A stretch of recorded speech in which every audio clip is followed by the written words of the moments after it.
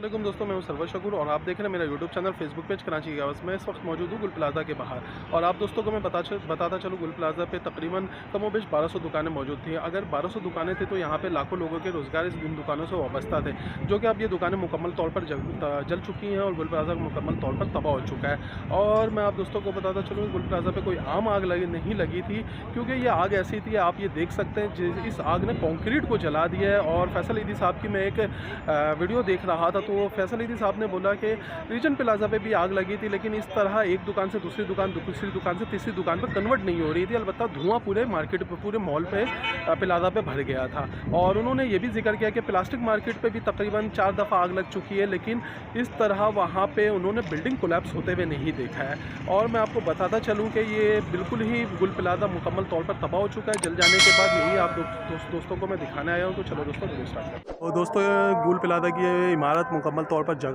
जलकर तबाह हो चुकी है और सुनने पे आ रहा है कि इसे नए सिरे से दोबारा से बनाया जाएगा। और जिन दुकानदार हज़रात की गुल प्लाजा पे दुकानें थी उन्हें वापस दिया जाएगा। और आप ये गुल प्लाजा की इस आग की शिद्दत को इस तरह समझ सकते हैं कि इसने सरिया तक को डैमेज किया है, पूरे बिल्डिंग के स्ट्रक्चर को डैमेज किया है। ये आप देख सकते हैं, वो पहली छत गिरी हुई है, उसके ऊपर दूसरी छत है, उसके ऊपर तीसरी छत है। तीनों छत इसकी ऐसी गिरी है जैसे कोई लकड़ी का घर हो या प्लास्टिक का घर हो, क्योंकि कंक्रीट पे इस शिद्दत की आग नहीं लगती है।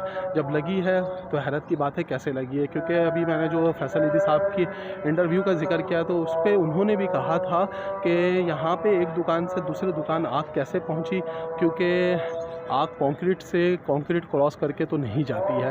अब सोचने की बात यह है कि इस आग लगाने के पीछे किन लोगों के अज़ाइम थे, क्या मकासद थे, क्या उनके मकासद पूरे हो गए हैं, क्या गुल प्लाजा को मुकम्मल तौर पर ख़त्म करना था, क्या इसकी ज़मीन पर किसी माफिया का नज़र था जो कि दुकानदारों को इस तरह बेयार व मददगार करके इनकी ज़मीनों पर कब्ज़ा किया है या करना चाह रहे हैं। अब ये देखा जाएगा, कुछ दिनों पे समझ पे आ जाएगा कि ये दोबारा से मुकम्मल तौर पर बनकर दुकानदार हज़रात को वापस मिलती है, क्या होता है अब ये देखना पड़ेगा। बस इसकी एक मुकम्मल तौर पर तहकीकात होनी चाहिए कि यह आग कैसे लगी, इतनी शिद्दत इस आग ने कैसे इख्तियार किया और इस आग के पीछे किन लोगों की गलती थी या जानबूझकर किन लोगों ने लगाया। बाकी यहाँ पे गुल प्लाजा इंतज़ामिया की जानिब से रिलीफ कैंप भी लगाया गया है और यहाँ पे सिक्योरिटी के तमाम इदारे मौजूद हैं। और ये गुल प्लाजा के 15-14 दिन गुजर जाने के बाद के ये मनाज़िर हैं। तो दोस्तों आप ये देख सकते हैं कितनी बड़ी बिल्डिंग थी जो कि जल के मुकम्मल तौर पर तबाह हो चुकी है।